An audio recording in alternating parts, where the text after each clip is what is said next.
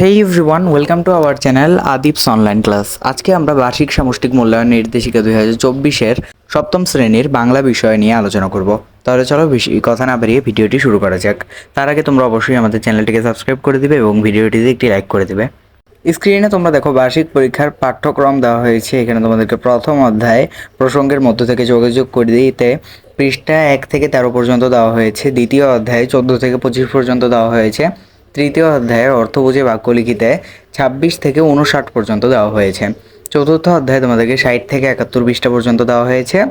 পঞ্চম অধ্যায়ে তোমাদেরকে 72 থেকে 86 পৃষ্ঠা এবং 95 থেকে 103 পৃষ্ঠা পর্যন্ত দেওয়া হয়েছে। মাঝখানে কিন্তু কিছু পৃষ্ঠা গ্যাপ রাখা হয়েছে। এবং ষষ্ঠ অধ্যায়ে তোমাদেরকে 117 থেকে 135 পৃষ্ঠা পর্যন্ত দেওয়া হয়েছে এবং 154 থেকে 162 পর্যন্ত দেওয়া হয়েছে। এরপরে তোমাদেরকে মূল্যায়ন কাঠামো দেওয়া হয়েছে, যেখানে শিক্ষণকালীন হবে 30% এবং সামষ্টিক হবে 70%। এরপরে তোমাদেরকে মানবন্টন দেওয়া হয়েছে, যেখানে আইটেমের নাম হচ্ছে নৈবত্তিক প্রশ্ন, যেখানে 15টি MCQ এর 10টি এক কথায় প্রশ্ন। সেখানে প্রশ্নের সংখ্যা হবে 25টি, মোট নম্বর হবে 1 নম্বর করে 25 নম্বর এবং সময় থাকবে 3 ঘন্টা। আর সংক্ষিপ্ত উত্তর প্রশ্ন হবে 10টি থেকে 10টির উত্তর দিতে হবে এবং প্রশ্নের সংখ্যা হবে 10টি, যেখানে 2 নম্বর করে 20টি থাকবে।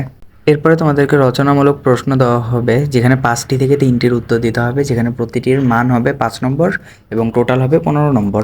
এরপরে তোমাদেরকে থাকবে রচনামূলক প্রশ্ন, যেটা হবে দৃশ্যপট নির্ভর এবং আগেরটি হবে দৃশ্যপট বিহীন। তো দৃশ্যপট নির্ভরে থাকবে 7টি প্রশ্ন, সেখানে 5টির উত্তর দিতে হবে এবং প্রতিটিতে থাকবে 8 নম্বর করে, টোটাল হবে 40 নম্বর। এরপরে তোমাদেরকে শিক্ষণকালীন মূল্যায়ন দেওয়া হয়েছে নিচে। এগুলো হলো অ্যাসাইনমেন্ট বা ব্যবহারিক কাজ, সেখানে হবে 10 নম্বর। অনুসন্ধানমূলক কাজে হবে 10 নম্বর। শ্রেণীর কাজ এখানে হবে 10 নম্বর, টোটাল হবে 30 নম্বর। তোমরা যারা এখন আমাদের চ্যানেলটিকে সাবস্ক্রাইব করে নি, অবশ্যই সাবস্ক্রাইব করে দিবে এবং ভিডিওটিতে একটি লাইক করে দিবে। চলো এখন আমরা পরের পেজটি দেখে নেই। স্ক্রিনে তোমাদেরকে একটি নমুনা প্রশ্ন তৈরি করে দেওয়া হয়েছে, যেখানে তোমাদেরকে নৈবত্তিক, অতিক্ষা এবং রচনামূলক দেওয়া হয়েছে। এখানে দেখো তোমাদেরকে শুরুতে নৈবত্তিক অংশ দেওয়া হয়েছে, যেখানে 25 নম্বর থাকবে। এখানে তোমাদেরকে 15টি MCQ দেওয়া হবে এবং 10টি এক কথায় প্রশ্নের উত্তর দেওয়া হবে। এগুলো তোমরা চাইলে দেখে নিতে পারো।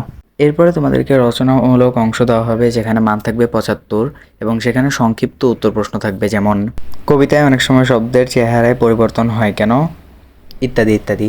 তো এগুলো তোমরা চাইলে পড়ে নিতে পারো। এরপরে তোমাদেরকে থাকবে রচনামূলক প্রশ্ন, দৃশ্যপটবিহীন, যে কোনো 3টি প্রশ্নের উত্তর দাও।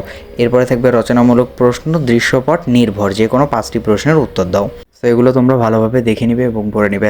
এরপরে এগুলো কিভাবে তোমরা সমাধান করবে তার জন্য নমুনা উত্তর দেওয়া হয়েছে, এগুলো তোমরা ভালোভাবে দেখে নাও। যেমন উত্তরপত্রে মূল্যায়নে বিবেচ্য বিষয়সমূহ দেওয়া হয়েছে এবং নৈবত্তিক পরীক্ষার উত্তর দেওয়া হয়েছে, যেখানে তোমরা যদি 1 নম্বরের খ উত্তর হয় তাহলে তোমরা 1 এরপরে খ লিখে উত্তরটি লিখে দিবে। এভাবে তোমরা উত্তরগুলো লিখবে। আজকের মতো আমি বিদায় নিচ্ছি আদিপস অনলাইন ক্লাসের পক্ষ থেকে। তোমরা যারা এখন আমাদের চ্যানেলটিকে সাবস্ক্রাইব করো নি, অবশ্যই সাবস্ক্রাইব করে দেবে এবং ভিডিওটিতে একটি লাইক করে দেবে, কারণ তোমরা আমাদের চ্যানেলে এরকমই আরও অনেক আকর্ষণীয় ভিডিও পেতে থাকবে। আর তোমরা অবশ্যই যেই সিলেবাসটি দেওয়া হয়েছে এটি তোমরা কমপ্লিট করে নিবে। আমাদের চ্যানেলে আমরা সকল বিষয়ের নির্দেশিকাগুলো এবং সকল আপডেট প্রোভাইড করে থাকবো।